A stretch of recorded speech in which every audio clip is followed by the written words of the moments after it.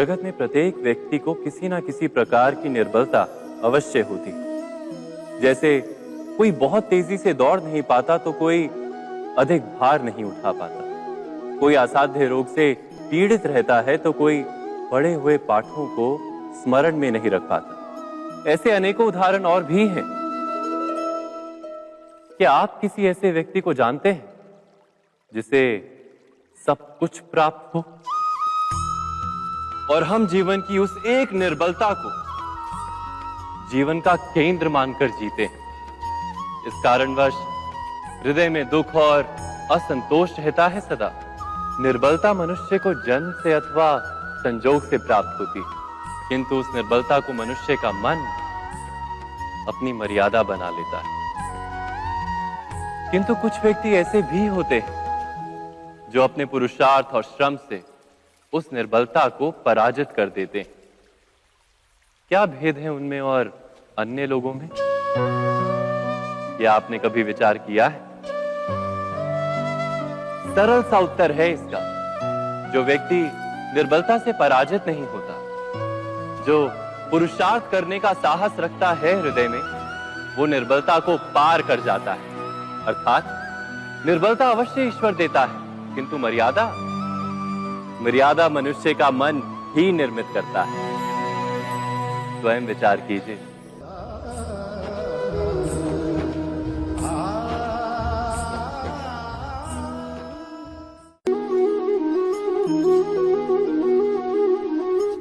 भविष्य का दूसरा नाम है संघर्ष। हृदय में आज इच्छा होती है और यदि पूर्ण नहीं हो पाती तो हृदय भविष्य की योजना बनाता है। भविष्य में इच्छा पूर्ण होगी ऐसी कल्पना करता रहता है, किंतु जीवन ना तो भविष्य में है ना अतीत में। जीवन तो इस क्षण का नाम, अर्थात इस क्षण का अनुभव ही जीवन का अनुभव। पर हम ये जानते हुए भी इतना सा सत्य समझ नहीं पाते। या तो हम बीते हुए समय के स्मरणों को घेर कर बैठे रहते, या फिर आने वाले समय के लिए हम योजनाएं बनाते रहते हैं और जीवन जीवन बीत जाता है। एक सत्य यदि हम हृदय में उतार लें कि ना हम भविष्य देख सकते हैं, ना ही भविष्य निर्मित कर सकते हैं, हम तो केवल धैर्य और साहस के साथ भविष्य को आलिंगन दे सकते हैं, स्वागत कर सकते हैं भविष्य का। तो क्या जीवन का हर पल जीवन से नहीं भर जाएगा? स्वयं विचार कीजिए।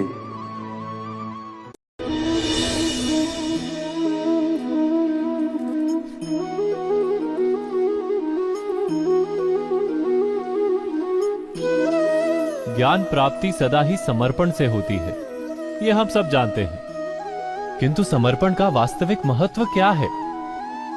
क्या हमने कभी विचार किया? मनुष्य का मन सदा ही ज्ञान प्राप्ति में विभिन्न बाधाओं को उत्पन्न करता है।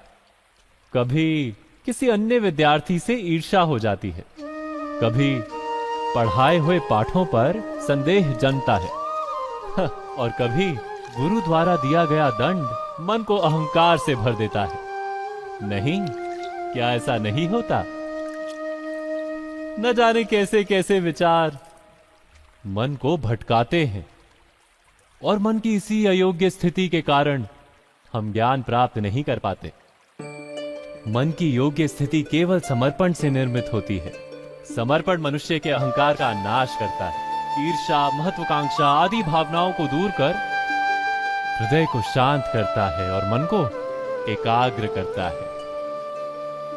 वास्तव में ईश्वर की सृष्टि में ना ज्ञान की मर्यादा है ना ज्ञानियों की। गुरु दत्तात्रेय ने तो गाय और श्वान से भी ज्ञान प्राप्त कर लिया था। अर्थात विषय ब्रह्म ज्ञान का हो या जीवन के ज्ञान का या गुरुकुल में प्राप्त होने वाले ज्ञान का, उसकी प्राप्ति के लिए गुरु से अधिक महत्व है उस गुरु के प्रति हमारा समर्पण। क्या ये सत्य नहीं?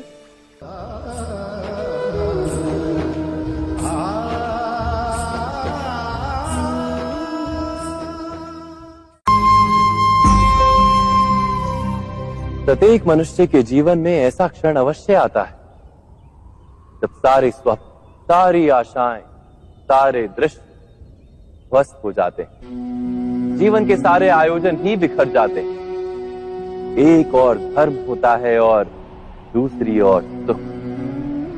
इसी को धर्म संकट कहते हैं।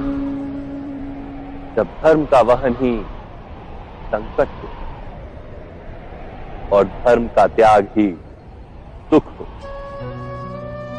विचार कीजिए, कभी किसी स्वजन के विरुद्ध सत्य बोलने का अवसर प्राप्त हो जाता है, कभी ठीक दरिद्रता के समय सरलता से चोरी करने का मार्ग प्राप्त हो जाता है, कभी किसी शक्तिशाली राजनेता या राजा के कर्मचारी का अधर्म प्रकट हो जाता है।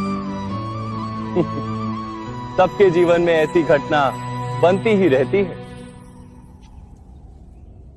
अधिकतर लोग ऐसे किसी क्षण को धर्म संकट के रूप में जान ही नहीं पाते। हमें किसी प्रकार के संघर्ष का अनुभव ही नहीं होता। सहजता से सुख की ओर खींचे चले जाते हैं, जैसे मक्खी गुड़ की ओर खींची चली जाती। वास्तव में धर्म संकट का क्षण ईश्वर के निकट जाने का क्षण होता है। यदि हम संघर्षों से भयभीत ना हो, सुख की ओर आकर्षित ना हो, अपने धर्म पर दृढ़ रहे, तो ईश्वर का साक्षात्कार दूर नहीं।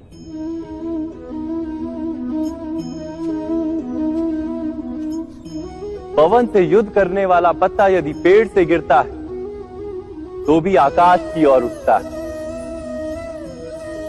पवन से झुकने वाली घास वहीं भूमि पर रह जाती है। अर्थात धर्म संकट से यदि हम संकट को ही टाल दें तो सुख तो मिलता है, जीवन बढ़ता है, किंतु क्या चरित्र नहीं टूटता? क्या आत्मा दरिद्र नहीं हो जाती? क्या ईश्वर से अंतर नहीं हो जाता? स्वयं विचार कीजिए। दो व्यक्ति जब निकट आते हैं तो एक दूसरे के लिए सीमाएं और मर्यादाएं निर्मित करने का प्रयत्न अवश्य करते हैं। हम यदि सारे संबंधों पर विचार करें तो देखेंगे कि इन सारे संबंधों का आधार यही सीमाएं हैं जो हम दूसरों के लिए निर्मित करते हैं। और यदि अनजाने में भी कोई अन्य व्यक्ति इन सीमाओं को तोड़ता है तो उसी क्षण हमारा हृदय क्रोध से भर जाता है। इन सीमाओं का वास्तविक रूप क्या है? क्या हमने कभी विचार किया? सीमाओं के द्वारा हम दूसरे व्यक्ति को निर्णय करने की अनुमति नहीं देते। अपना निर्णय उस व्यक्ति पर थोपते, अर्थात किसी की स्वतंत्रता का अस्वीकार करते हैं हम। और जब स्वतंत्रता का अस्वीकार किया जाता है तो उसका हृदय दुख से भर जाता है। और जब वो सीमाओं को तोड़ता है तो हमारा हृदय क्रोध से भर जाता है। क्या ऐसा नहीं होता?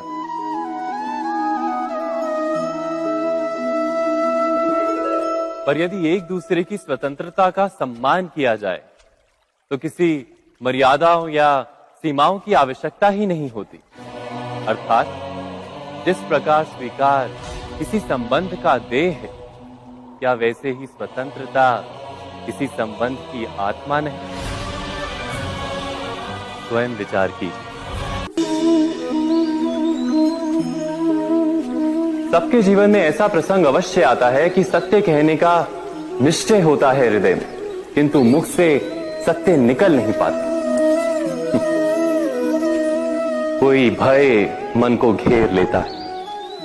किसी घटना अथवा प्रसंग के बारे में बात करना या फिर स्वयं से कोई भूल हो जाए उसके बारे में कुछ बोलना, क्या ये सत्य है? नहीं, ये तो केवल तथ्य है। अर्थात जैसा हुआ था वैसा केवल बोल देना सामान्य सी बात। किंतु कभी कभी उस तथ्य को बोलते हुए भी भय लगता है। कदाचित किसी दूसरे की भावनाओं का विचार आता है मन।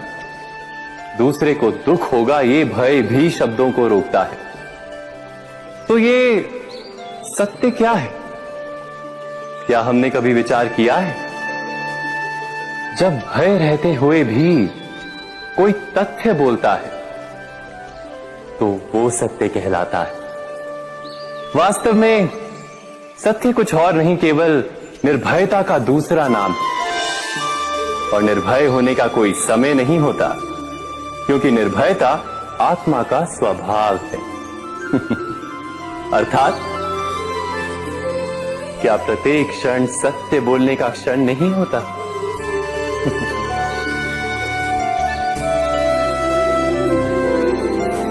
स्वयं विचार कीजिए।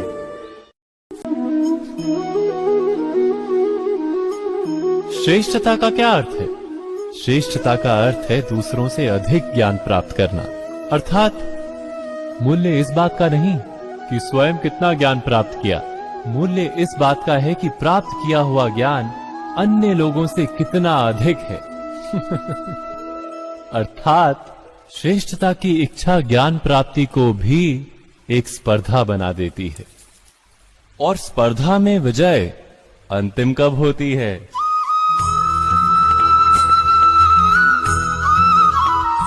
कुछ समय के लिए तो श्रेष्ठ बना जा सकता है, किंतु सदा के लिए कोई श्रेष्ठ नहीं रह पाता।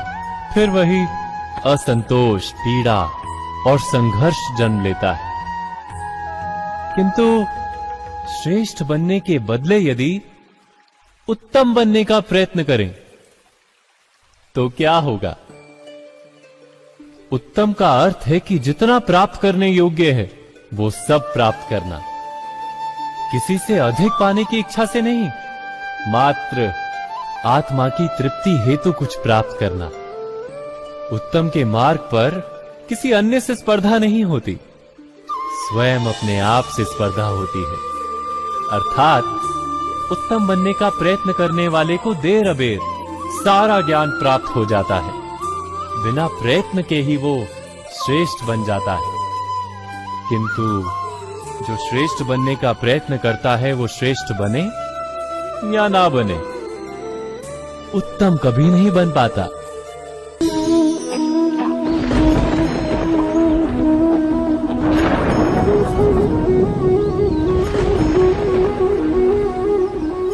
शकुनों और पूर्वाभासों के आधार पर हम भविष्य के सुख दुख की कल्पना करते हैं। भविष्य के दुख का कारण दूर करने के लिए हम आज योजना बनाते हैं। किंतु कल के संकट को आज निर्मूल करने से हमें लाभ मिलता है या हानि पहुंचती है? ये प्रश्न हम कभी नहीं करते। सत्य तो ये है कि संकट और उसका निवारण साथ जन से, व्यक्ति के लिए भी और सृष्टि के लिए भी। नहीं, आप अपने भूतकाल का स्मरण कीजिए, इतिहास को देखिए। आप तुरंत ही ये जान पाएंगे कि जब जब संकट आता है तब तब उसका निवारण करने वाली शक्ति भी जन्म लेती है। यही तो जगत का चलन है। वस्तुतः संकट ही शक्ति के जन्म का कारण है। प्रत्येक व्यक्ति जब संकट से निकलता है तो एक पद आगे बढ़ा होता है, अधिक चमकता है, आत्मविश्वास से अधिक भरा होता है, न केवल अपने लिए अपितु विश्व के लिए भी। क्या ये सत्य नहीं? वास्तव में संकट का जन्म है एक अवसर का जन्म, अपने आप को बदलने का, अपने विचारों को ऊंचाई पर करने का अवसर, अपनी आत्मा को बलवान और ज्ञान मंडित बनाने का अवसर। जो ये कर पाता है उसे कोई संकट नहीं होता, किंतु जो ये नहीं कर पाता वो तो स्वयं एक संकट है विश्व के लिए। विचार कीजिए।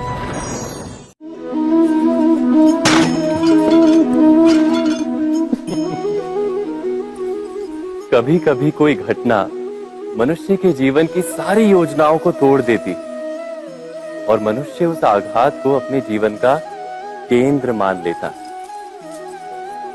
पर क्या भविष्य मनुष्य की योजनाओं के आधार पर निर्मित होते हैं? नहीं। जिस प्रकार किसी ऊंचे पर्वत पर सर्वप्रथम चढ़ने वाला उस पर्वत की तलाई में बैठकर जो योजना बनाता है, क्या वही योजना उसे उस पर्वत की चोटी तक पहुंचाती है? नहीं। वास्तव में वो जैसे जैसे ऊपर चढ़ता है वैसे वैसे उसे नई नई चुनौतियां, नई नई विडंबनाएं, नए नए अवरोध मिलते हैं। प्रत्येक पद पर वो अपने अगले पद का निर्णय करता है। प्रत्येक पद पर उसे अपनी योजनाओं को बदलना पड़ता है। कहीं पुरानी योजना उसे खाई में ना ढकेल दे। वो पर्वत को अपने योग्य नहीं बना पाता, केवल स्वयं को पर्वत के योग्य बना सकता है। क्या जीवन के साथ भी ऐसा ही नहीं? जब मनुष्य जीवन में किसी एक चुनौती को, एक अवरोध को अपने जीवन का केंद्र मान लेता है, अपने जीवन की गति को ही रोक देता है, तो वो अपने जीवन में सफल नहीं बन पाता और ना ही सुख और शांति प्राप्त कर पाता। अर्थात जीवन को अपने योग्य बनाने के बदले स्वयं अपने को जीवन के योग्य बनाना ही सफलता और सुख का एकमात्र मार्ग नहीं। स्वयं विचार कीजिए।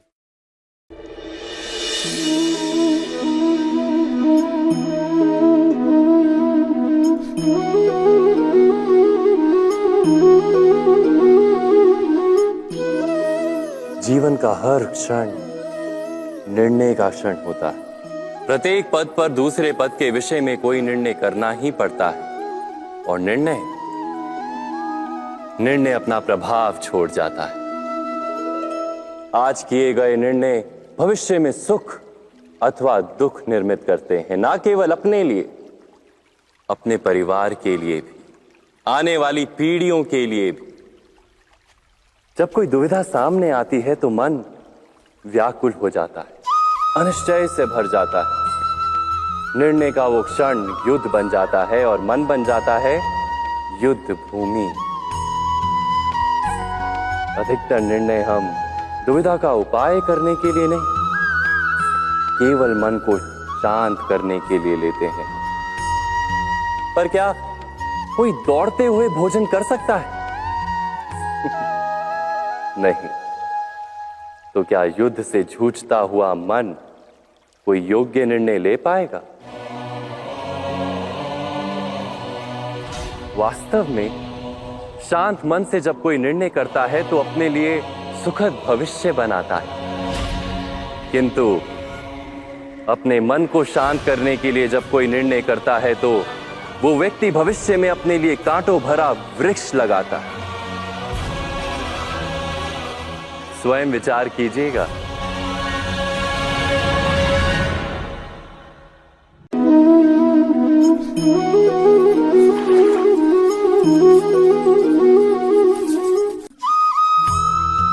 जीवन में आने वाले संघर्षों के लिए जब मनुष्य स्वयं को योग्य नहीं मानता, जब उसे अपने ही बल पर विश्वास नहीं रहता, तब वो सद्गुणों को त्याग कर दुर्गुणों को अपनाता है।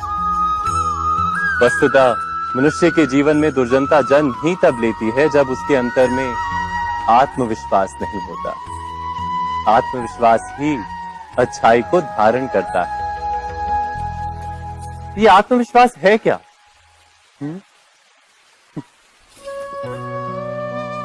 जब मनुष्य ये मानता है कि जीवन का संघर्ष उसे दुर्बल बनाता है, तो उसे अपने ऊपर विश्वास नहीं रहता।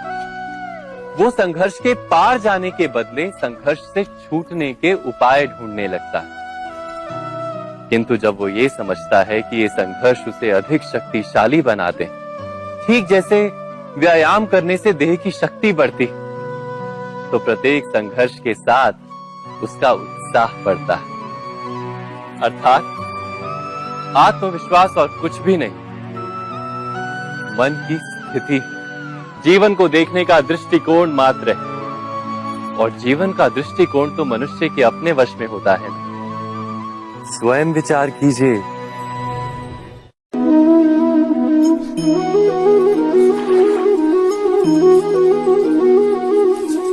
पिता सदा ही अपने संतान के सुख की कामना करते, उनके भविष्य की चिंता करते रहते। इसी कारणवश सदा ही अपने संतानों के भविष्य का मार्ग स्वयं निश्चित करने का प्रयत्न करते रहते। जिस मार्ग पर पिता स्वयं चला है, जिस मार्ग के कंकर पत्थर को स्वयं देखा है, मार्ग की छाया, मार्ग की धूप को स्वयं जाना है, उसी मार्ग पर उसका पुत्र भी चले, यही इच्छा रहती है हर पिता की। निस्संदेह उत्तम भावना है ये, किंतु 3 प्रश्नों के ऊपर विचार करना हम भूल ही जाते हैं। कौन से प्रश्न? प्रथम प्रश्न, क्या समय के साथ प्रत्येक मार्ग बदल नहीं जाते? क्या समय सदा ही नई चुनौतियों को लेकर नहीं आता? तो फिर बीते हुए समय के अनुभव नई पीढ़ी को किस प्रकार लाभ दे सकते हैं? दूसरा प्रश्न, क्या प्रत्येक संतान अपने माता पिता की छवि होता है? हाँ, संतानों को संस्कार तो अवश्य माता पिता देते हैं, किंतु भीतर की क्षमता तो ईश्वर देते हैं। तो जिस मार्ग पर पिता को सफलता मिली है, विश्वास है कि उसी मार्ग पर उसकी संतानों को भी सफलता और सुख प्राप्त होगा। तीसरा प्रश्न, क्या जीवन के संघर्ष और चुनौतियां लाभकारी नहीं होती? क्या प्रत्येक नया प्रश्न एक नए उत्तर का द्वार नहीं खोलता? तो फिर संतानों को नए नए प्रश्नों, संघर्षों और चुनौतियों से दूर रखना, ये उनके लिए लाभ करना कहलाएगा या हानि पहुंचाना? अर्थात जिस प्रकार संतान के भविष्य का निर्माण करने के बदले उसके चरित्र का निर्माण करना श्रेष्ठ है, वैसे ही संतानों के जीवन का मार्ग निश्चित करने के बदले उन्हें नए संघर्षों के साथ जूझने के लिए मनोबल व ज्ञान देना अधिक लाभदायक नहीं होगा? स्वयं विचार कीजिए। मनुष्य की सबसे बड़ी दुर्बलता क्या होती है? सोचिए। धन, प्रेम, अहंकार। मनुष्य की सबसे बड़ी दुर्बलता होती है उसके रहस्य। चाहे आप कितने भी शक्तिशाली क्यों ना हो, कितने भी प्रबल क्यों ना हो, परंतु उसके रहस्य उसके नाश की चाबी होती है।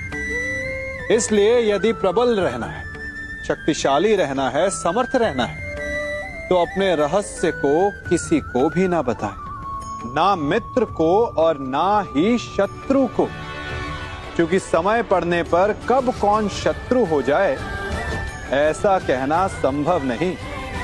विभीषण को रावण के अमृत कुंड का ज्ञात था, इसीलिए प्रभु श्री राम रावण का वध करने में सफल हो सके।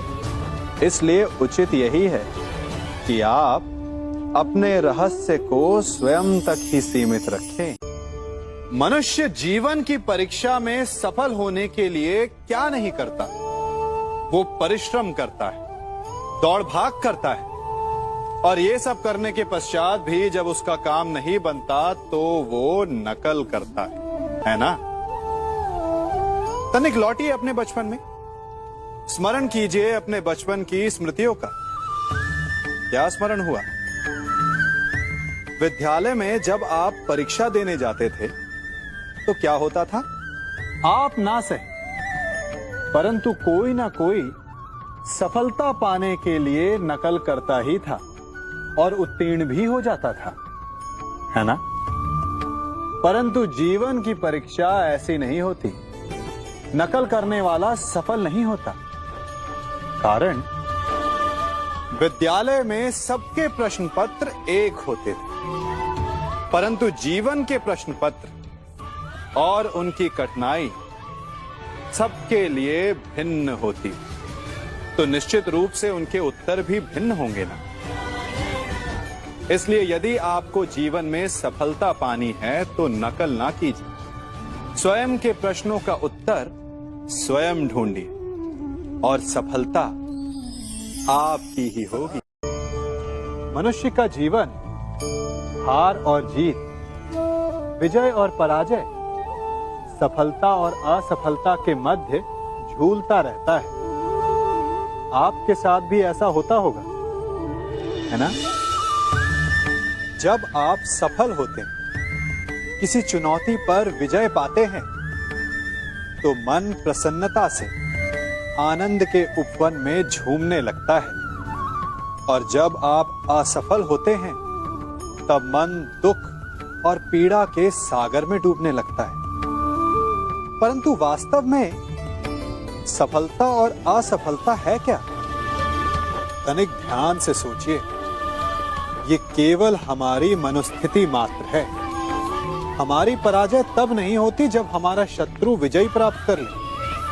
हमारी पराजय तब होती है जब हम पराजय स्वीकार कर लें। हम असफल तब नहीं होते जब हम लक्ष्य ना पा सके। हम असफल तब होते हैं जब हम प्रयास करना बंद कर दें। इसलिए प्रयास करते रहें और हार ना मानें, क्योंकि जिस दिन आप हार स्वीकारना बंद कर देंगे, जीत आपके चरणों में होगी।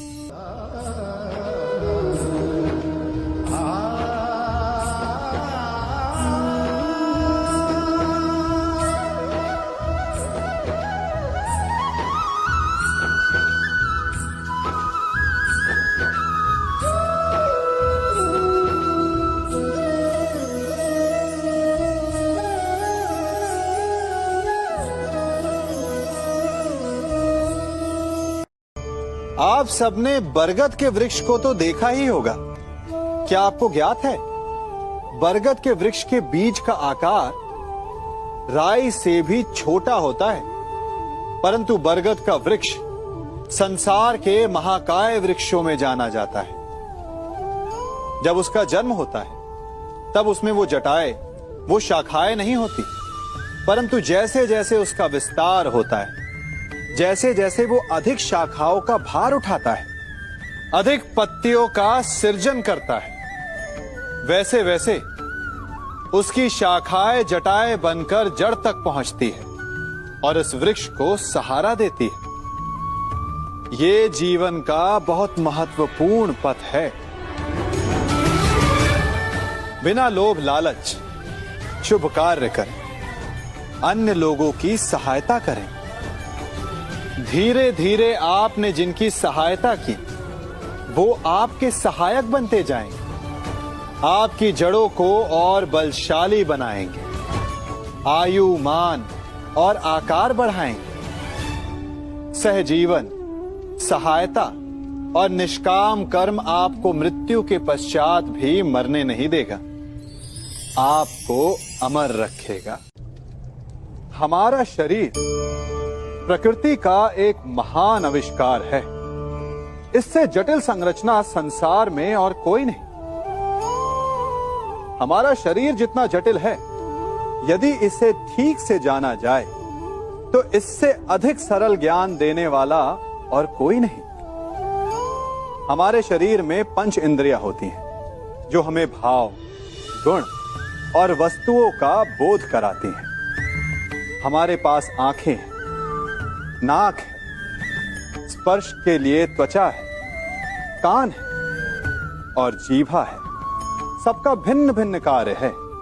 आंखों से देखना, कानों से सुनना, नथनों से श्वास लेना, त्वचा से स्पर्श करना और जीभा से स्वाद लेना। परंतु क्या आपने कभी सोचा कि प्रकृति ने हमें 2 आंखें दी, 2 नथने दी, 2 कान दी, स्पर्श के लिए ये पूरा शरीर दिया, परंतु जीभा केवल 1 दी? ऐसा क्यों? क्योंकि प्रकृति चाहती है कि हम देखें अधिक, सुने अधिक और ज्ञान अधिक अर्जित करें, बोले कम। क्योंकि अधिक वाचाल नाश को निमंत्रण देता है। स्मरण रखिएगा।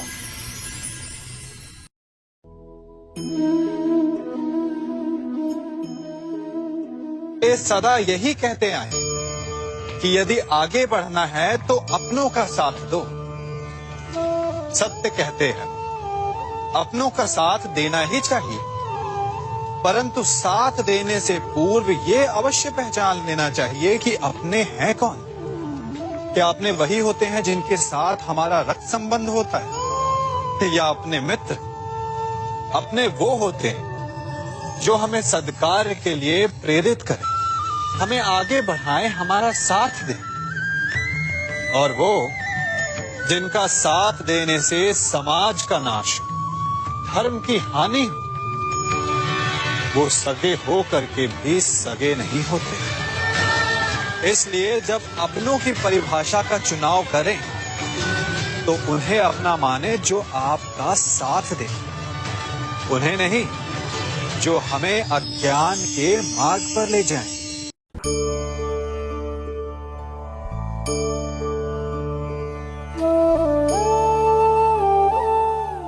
आप जिनसे प्रेम करते हैं सदा उनके समीप रहना चाहते हैं, नहीं चाहते कि कभी अपनों से दूर होना पड़े, बिछड़ना पड़े। परंतु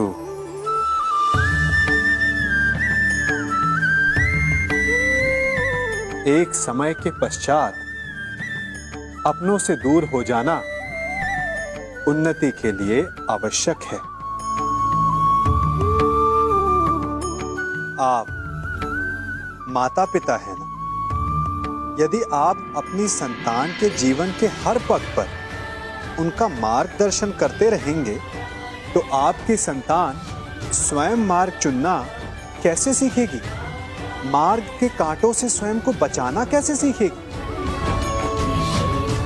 इसीलिए एक समय के पश्चात अपनों से बनाई गई दूरी सदा लाभदायक रहती है। आज मैं आप सबको एक कथा सुनाता हूं। एक दिन प्रातः एक व्यापारी अपने घर से निकला। घर से निकलते ही एक बिल्ली ने उस व्यापारी का मार्ग काट दिया। व्यापारी घबरा गया, वो फिर से घर लौट गया और शुभ घड़ी की प्रतीक्षा करने लगा। और जब वो पुनः अपने घर से निकला तब वो वाहन जा चुका था जिससे राजा तक पहुंचकर उसे भेंट देनी थी। राजा को भेंट नहीं मिली, राजा क्रोधित हो गए। राजा ने उस व्यापारी का व्यापार बंद करवा दिया। इस कारण व्यापारी क्रोधित होकर घर पर अपनी पत्नी से लड़ बैठा।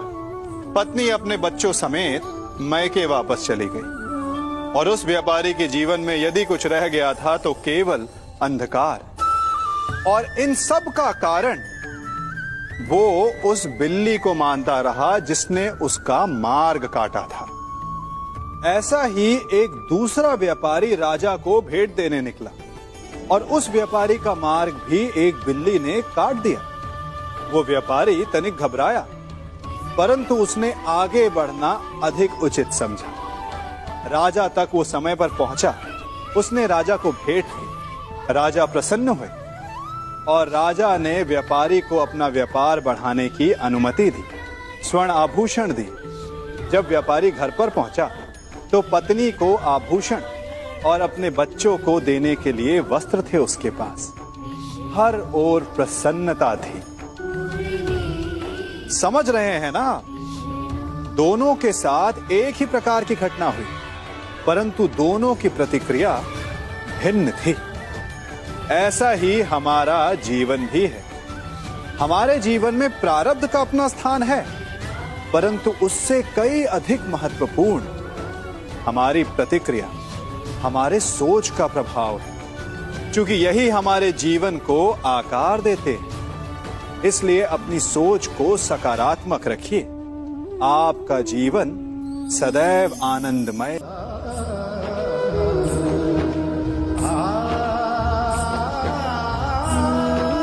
हम सभी अपने जीवन में कोई ना कोई कार्य करते हैं। कार्य करते हैं तो थकान की अनुभूति होती है, और यदि थकान ना उतरे तो कार्य करने का मन नहीं करता। हम आशा करते हैं कि कदाचित एक दिन में 24 के स्थान पर 26 घंटे होते तो आराम करने के लिए हमें और अधिक समय मिल जाता। हमें ऐसा अनुभव होता है कि हम बहुत अधिक कार्य कर रहे हैं, है ना? परंतु क्या आपने कभी सोचा है कि जो लोग संसार में सफल हैं, उनके पास भी सफल होने के लिए दिन में केवल 24 घंटे थे। तो फिर वो सफल क्यों है? इसका एक छोटा सा रहस्य है।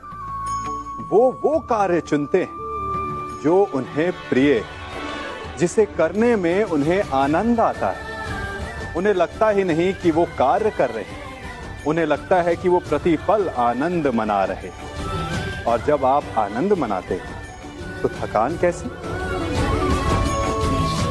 इसलिए यदि आप जीवन में कोई भी कार्य करें तो वो आपके मन को भाना चाहिए, या जो कार्य आप कर रहे हैं उसे अपने मन को भा देने दो।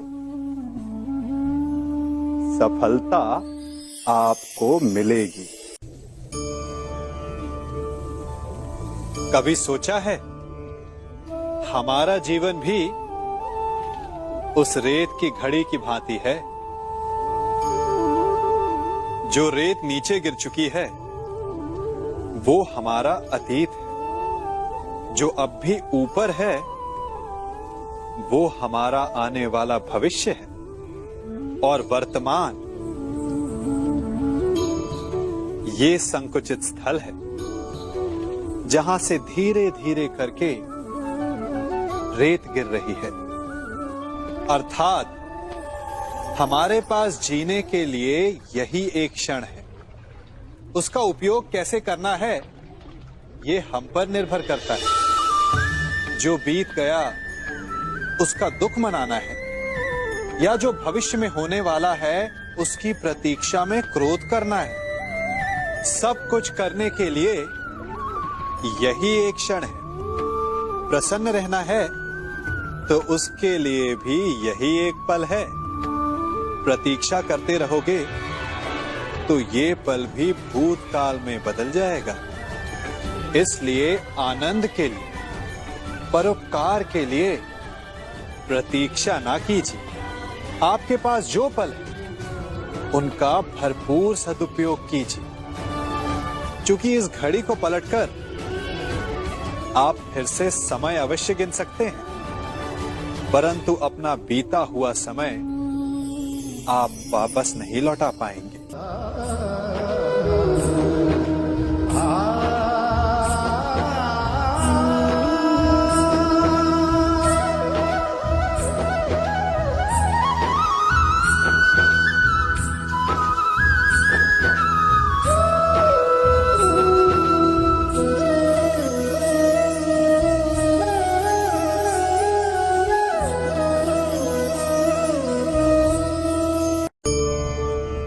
मनुष्य भी बड़ा विचित्र प्राणी है। अपनों से नीचे के स्तर के लोगों को वो हे दृष्टि से देखता है, उनका उपहास उड़ाता है, उनसे बार बार कहता है कि तुम्हारा कुछ नहीं हो सकता, तुम भविष्य में कुछ नहीं कर पाओगे।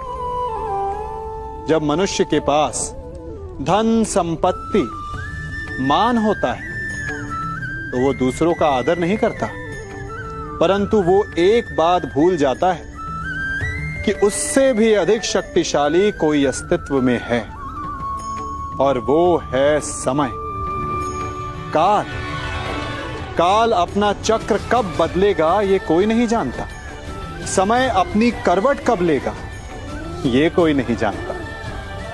कोयला भी समय के साथ साथ हीरे में परिवर्तित हो जाता है। इसलिए जीवन में कभी भी किसी का भी उपहास नहीं उड़ाना चाहिए।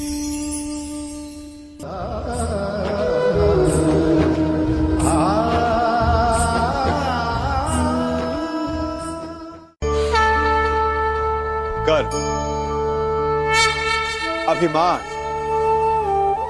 और अहंकार, ये तीनों सुनने में एक जैसे लगते हैं, परंतु तीनों का अर्थ भिन्न होता है और परिणाम भी। तीनों का आरंभ प्रेम से होता है। स्वयं से प्रेम, परिश्रम हमारे मन में गर्व को जन्म देता है और सफलता अभिमान जगाती है। यहां तक ठीक है, परंतु जब ये भावना अहंकार बन जाती है तब वो समस्या बन जाती है, क्योंकि सबसे बुरा अंत अहंकारी का ही होता है। परंतु मनुष्य के लिए पहेली यही है कि पहचाना कैसे जाए कि अहंकार जग गया है और उसका दमन आवश्यक है। इसका उत्तर मैं नहीं, आपका मन देगा। जब तक आप स्वयं से प्रसन्न हैं, जब तक आप सबसे ऊंचा उठने का प्रयास कर रहे हैं, तब तक ठीक है। परंतु जब आपके मन में दूसरों को नीचा समझने का भाव आ जाए तो सावधान हो जाइए, क्योंकि यही अहंकार है जो वास्तव में आपको हीन कर रहा है।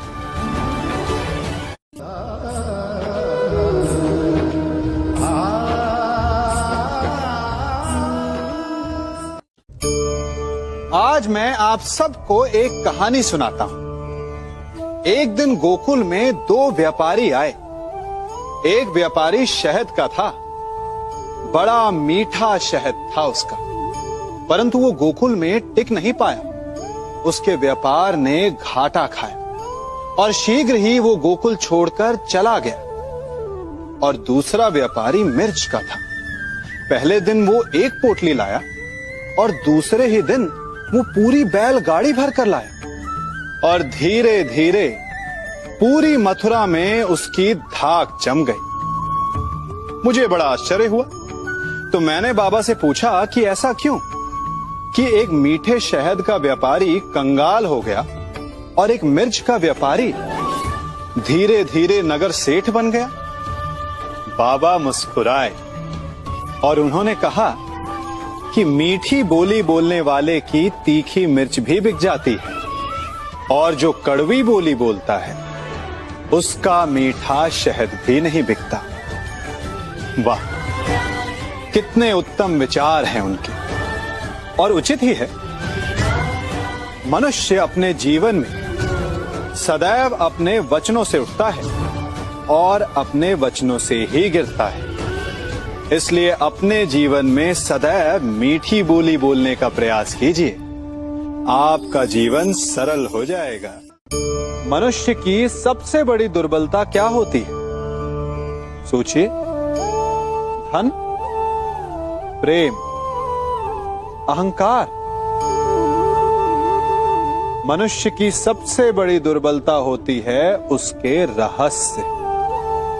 चाहे आप कितने भी शक्तिशाली क्यों ना हो, कितने भी प्रबल क्यों ना हो, परंतु उसके रहस्य उसके नाश की चाबी होती है। इसलिए यदि प्रबल रहना है, शक्तिशाली रहना है, समर्थ रहना है, तो अपने रहस्य को किसी को भी ना बताएं, ना मित्र को और ना ही शत्रु को, क्योंकि समय पड़ने पर कब कौन शत्रु हो जाए ऐसा कहना संभव नहीं। विभीषण को रावण के अमृत कुंड का ज्ञात था, इसीलिए प्रभु श्री राम रावण का वध करने में सफल हो सके। इसलिए उचित यही है कि आप अपने रहस्य को स्वयं तक ही सीमित रखें।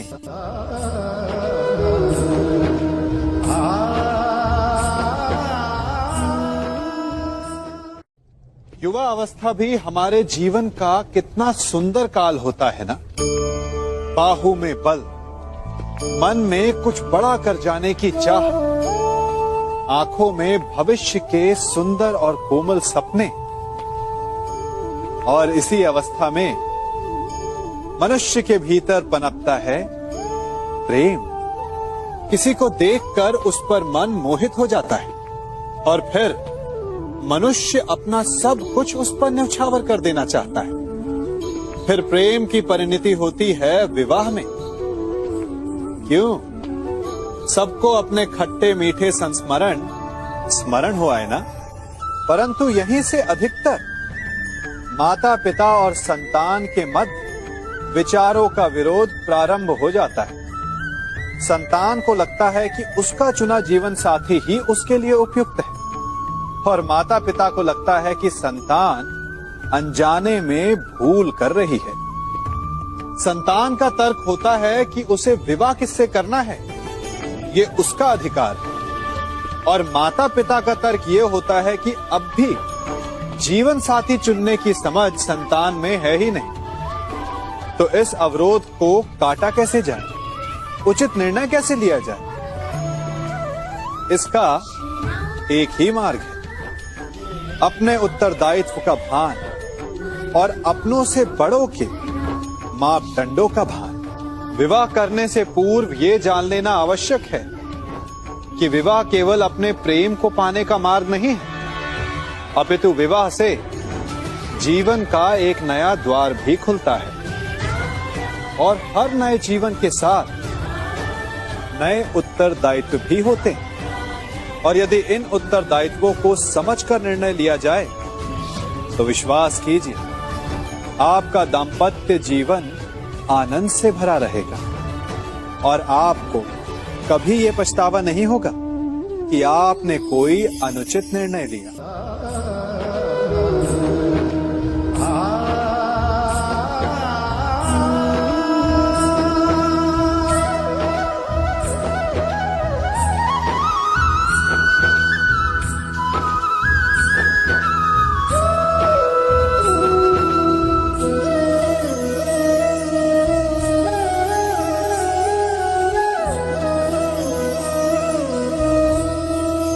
जब सागर का जल वाष्प बनकर उड़ता है तब वो हमें दिखाई नहीं देता।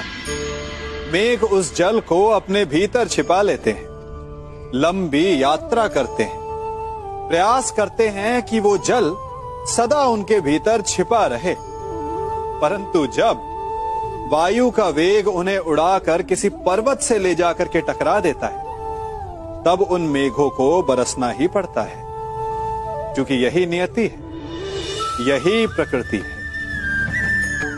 क्योंकि जल को सागर में जाकर मिलना ही है।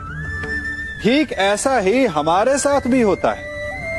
हम सत्य को अपने मन के मेघों में चाहे जितना छिपाने का प्रयास कर लें, परंतु समय की आंधी उसे वास्तविकता के पर्वत से ले जाकर के टकराकर हमारे समक्ष ले ही आती है। जिस भय के कारण आप सत्य को सामने नहीं लेकर आना चाहते, एक दिन वही भय हमारे समक्ष आकर खड़ा हो जाता है, और फिर हम लाचार हो जाते हैं, क्योंकि हमने उस भय का सामना करने की तैयारी नहीं की होती। इसलिए सत्य से भागे नहीं, उसे छिपाए भी नहीं, उसे स्वीकार करें। भविष्य की बड़ी विपत्ति से बच जाएंगे।